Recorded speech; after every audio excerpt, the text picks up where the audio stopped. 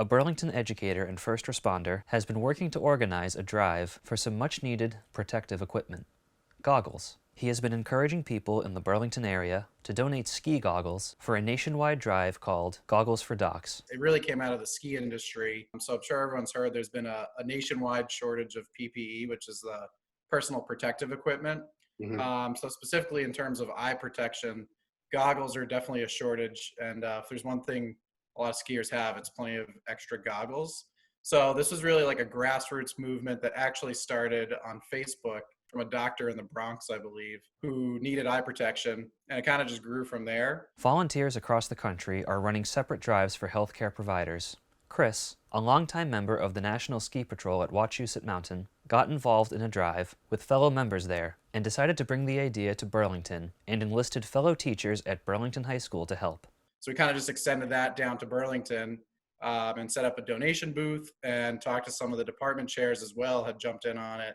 So we ended up starting collecting in Burlington that way, and we got quite a bit in the first week of collection there too. In only 4 days, they were able to collect about 36 pairs of ski goggles and a variety of other types of facial protection gear with a drop-off bin outside the high school. They were also able to gather PPE from the school's science departments. People also had like old lab goggles, which are great too, that they had donated. At the middle school, some of the science teachers actually were able to donate probably about 30 or 40 lab goggles from Marshall Simons. And then same thing at the high school. We probably had about 40 or 50 lab goggles that hadn't been used in a few years that we were able to donate, as well as about 15 full face shields that cover your face too.